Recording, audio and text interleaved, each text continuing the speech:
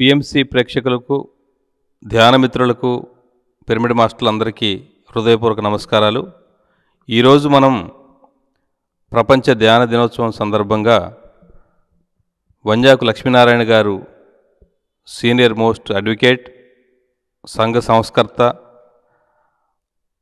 Marxism నుంచి spiritualism వరకు ఎదిగినటువంటి మహోన్నత వ్యక్తి. మరి ఈరోజు వారి మాటల్లో సిద్ధార్థ యోగ విద్యాలయం ప్రకృతి చికిత్సాలయంలో మనం ఉన్నాం. నమస్తే వంజాకు లక్ష్మీనారాయణ గారు. సార్, మీరు మీ కుటుంబం, నేపథ్యం, మీ గురించి పరిచయం. నా పేరు వంజాకు లక్ష్మీనారాయణరావు, అడ్వకేటు, ఖమ్మంలో ప్రాక్టీస్ చేస్తున్నాను. మా నాన్నగారు వంజాకు వెంకటేశ్వర గారు గాజుల షాపు వ్యాపారం, రుచిరిచ్చా గాజుల వ్యాపారం. ఆ కుటుంబ నేపథ్యం అంతా కూడా గాజుల కుటుంబీకులం. ముఖ్యంగా ఖమ్మంలో సామాజికంగా, రాజకీయంగా, ఆర్థికంగా బలపడటానికి మా నాన్నగారు, నేను ప్రత్యేకంగా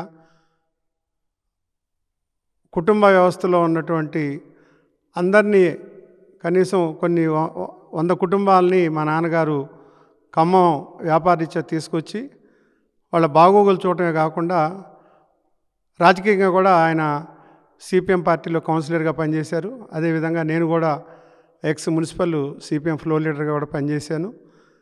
అదేవిధంగా సోషల్ వర్కర్ ఎక్కువగా నాకు డిస్ట్రిక్ట్ కలెక్టర్ గారు 1997లో సోషల్ వర్కర్ అవార్డు కూడా ఇవ్వటం జరిగింది. అదేవిధంగా జన విజ్ఞాన వేదిక అనేటువంటి సైన్స్ సంస్థలో జిల్లా గౌరవ అధ్యక్షుడిగాను, అదేవిధంగా ఆల్ ఇండియా లాయర్స్ యూనియన్లో జిల్లా గౌరవ అధ్యక్షుడిగా పనిచేస్తున్నాను. ప్రధానంగా ఆరోగ్య విషయాలకి మాకు స్ఫూర్తిదాత డాక్టర్ బ్రహ్మారెడ్డి గారు ప్రజల ఆరోగ్యం ప్రజల చేతుల్లో అనేటువంటి స్లోగన్ ఒకటి, మందుల మారణాయుధాల అనే పుస్తకం ఒకటి, అదేవిధంగా మనుషుల కోసం మందుల, మందుల కోసం మనుషుల అనేటువంటి అంశాలతోటి డాక్టర్ బ్రహ్మారెడ్డి గారు ముఖ్యంగా పుస్తకాలు రాయటం, ఆ పుస్తకాలు మా మీద ప్రభావం చూపించటం. ఆ విధంగా 1987లో మొట్టమొదట ఖమ్మం పట్టణంలో డాక్టర్ యలమంచిలి రాధాకృష్ణమూర్తి గారు, నెల్లూరు జిల్లా ప్రజా వైద్యశాల డాక్టర్ జట్టి శేషారెడ్డి గారు, పుచ్చలపల్లి రామచంద్రారెడ్డి పాలిక్లినిక్ నెల్లూరులో ఉన్నటువంటి హాస్పిటల్లో నుంచి వచ్చినటువంటి డాక్టర్సు మాకు ఆరోగ్య కార్యకర్త ఎలా ఉండాలి అనేది నేర్పించడం జరిగింది. అప్పటి నుంచి ఆరోగ్య కార్యకర్తగా ఖమ్మంలో గత 40 సంవత్సరాల నుంచి పనిచేస్తున్నాం. ఆ విధంగా పనిచేస్తూ కాలంలో బోడిపూడి శేషయ్య గారు అని చెప్పేసి గవర్నమెంట్ టీచర్ గారు పరిచయం కావటం, ఆయన దగ్గర యోగా నేర్చుకోవటం. ఆ విధంగా డాక్టర్ రామచంద్ర గారు, మేమిద్దరం అక్కడ స్నేహితులు అయ్యాం. మా ఇద్దరికి గురువు గారు డాక్టర్ బోడిపూడి శేషయ్య టీచర్ గారు. తర్వాత నేచురోపతిలో ముఖ్యంగా నేను రావడానికి కారణం ఏంటంటే, నేను బై బర్త్ ఆస్మా పేషెంటు. చలికాలం, వర్షాకాలం బయటికి వచ్చేవాడిని కాదు. నేచురోపతికి వచ్చిన తర్వాత యోగా చేయటం అలవాటైన తర్వాత దాదాపు ఆక్సిజన్ కూడా పెట్టుకునే పరిస్థితి నాకు అలాంటిది లేకుండా గత 30 సంవత్సరాల నుంచి నామినల్గానే చిన్నపాటి ఆయాసం, గతంలో మెట్లెక్క లేకపోయేవాడిని, ఇప్పుడు దాదాపు 2-3 అంతస్తులు కూడా ఎక్కగలుగుతున్నాను. అది ముఖ్యంగా నేచురోపతి చేయటం వల్ల, నాకు బాగా చేయటం వల్ల నేను ఖమ్మంలో ఉన్నటువంటి యోగా సెంటర్స్ని స్థాపించటం, దాదాపు మా సిద్ధార్థ యోగా విద్యాలయం ద్వారా ఖమ్మంలో 2000 సంవత్సరం నుంచి డాక్టర్ గారు నేను కలిసి చాలా చోట్ల హెల్త్ క్లాసెస్ చెప్పటం, ఆ విధంగా నా లైఫ్ స్టార్ట్ అయింది. ఇప్పుడు ప్రజెంటు ఖమ్మం నగరంలో నేను ఖమ్మం యోగా ధ్యాన సమైక్య పేరుతోటి కన్వీనర్గా పనిచేస్తున్నాను. కో కన్వీనర్గా కాసిన ఆనందప్రసాద్ గారు పనిచేస్తున్నారు.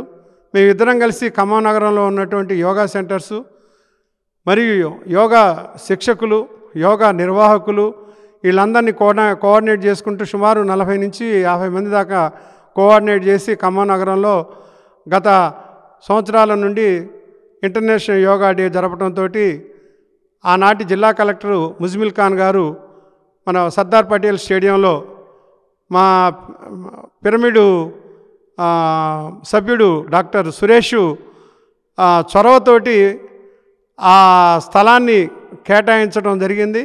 ఆ స్థలంలో ఈరోజు పిరమిడ్ సొసైటీ వారి సహకారంతో రోజు 100 నుంచి 150 మంది ధ్యానం చేస్తున్నారు. దానికి ముజ్మిల్ ఖాన్ గారికి మేమందరం కూడా రుణపడి ఉన్నామని చెప్పి చెప్పుకోవచ్చు. వారు సెక్రటరీకి ట్రాన్స్ఫర్ అయ్యటం జరిగింది. ఆ విధంగా అక్కడ పటేల్ స్టేడియంలో ఇన్ని సంవత్సరాల కృషికి ఒక రకంగా నాకు చెప్పాలంటే ప్రభుత్వం గుర్తించిందని చెప్పి అనుకోవచ్చు.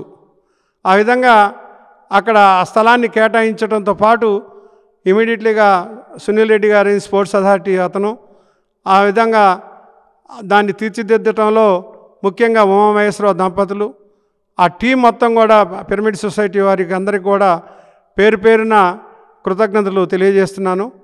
ఎందుకంటే మెడిటేషన్ సెంటర్స్ ఖమ్మంలో కొన్ని వేల మంది అక్కడికి రోజు వస్తుంటారు స్టేడియంకి. ఆ విధంగా పిరమిడ్ని ధ్యానం ద్వారా రోగాలు పోగొట్టుకోవచ్చు అనే విషయాన్ని ప్రజలందరికీ తెలియజేయాల్సిన బాధ్యత మన మీద ఉన్నదని చెప్పేసి ఆ విధంగా పిరమిడ్ సొసైటీలో నేను మెంబర్గా చేరడం అయింది.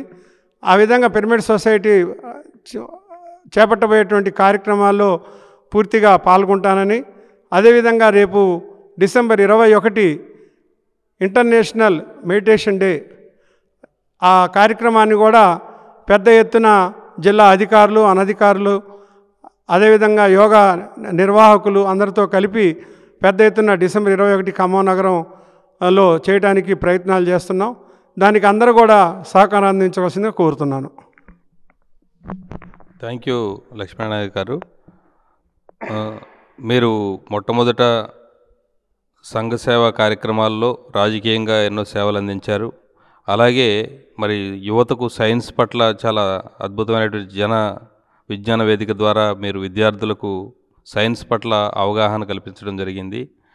మరి తర్వాత ప్రకృతి వైద్యం పట్ల ప్రజల్లో మీరు తెలుసుకోవడమే కాకుండా ప్రజల్లో అవేర్నెస్ తీసుకురావడానికి ఎన్నో కార్యక్రమాలు చేపట్టడం జరిగింది.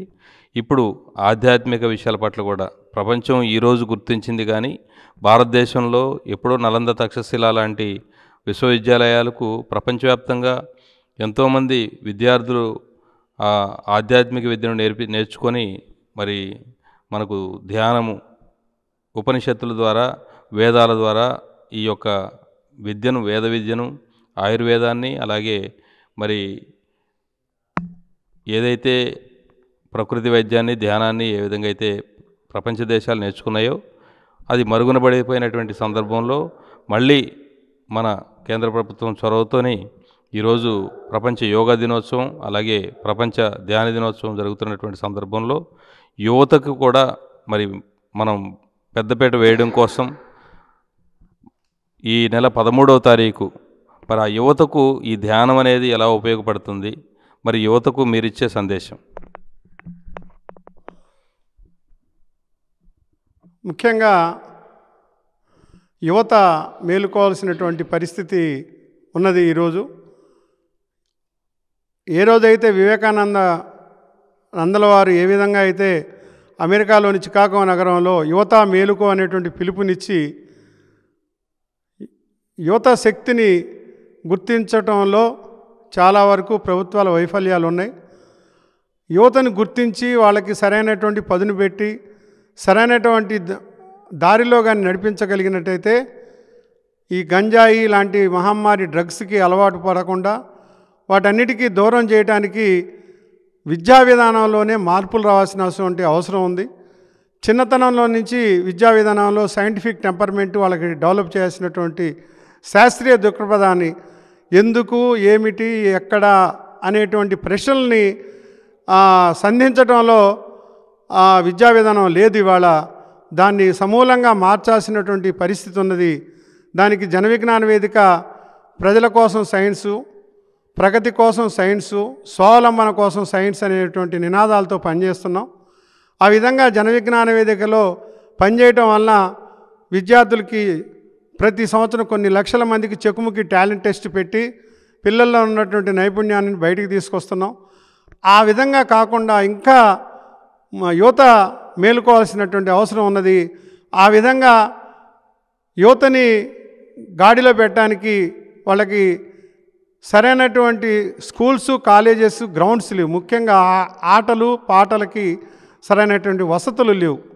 ఈ ఆటలు ఆడటానికి సరైన వసతులు కల్పిస్తే మన దేశంలో ఉన్నటువంటి యువత మంచి శారీరకంగా బలంగా ఉండి చేసేటువంటి పని మెలకువలు నేర్చుకొని చేయగలరని, ఆ విధంగా యువత ఎక్కువ మంది, ఎందుకంటే యోగా మెడిటేషన్ అనేది ఈ ముసలోళ్ళకి సంబంధించింది అనేటువంటి ఒక దురభిప్రాయం ఉన్నది ప్రజల్లో. ఇదంతా జబ్బును పడ్డోళ్ళు, జబ్బులు వచ్చినాక తగ్గించుకుందాం అనుకునేవాళ్ళు అనేటువంటి భావన చాలా వరకు ఇప్పుడు ఇంటర్నేషనల్ యోగా డే వచ్చిన తర్వాత చాలా మార్పులు వచ్చినాయి.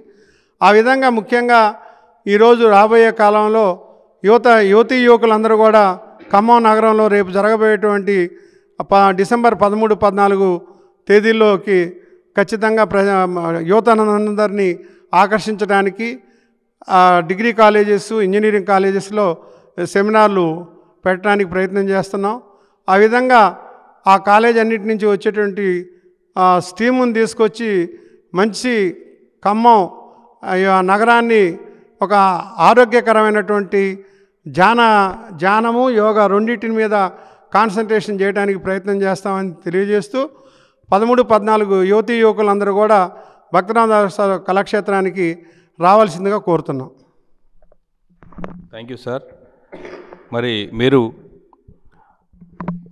న్యాచురోపతి ద్వారా, మీరు యోగా ద్వారా ప్రత్యక్షంగా మీకు ఉన్నటువంటి సమస్యని మీరు దూరం చేసుకున్నారు ఆరోగ్యరీత్యా.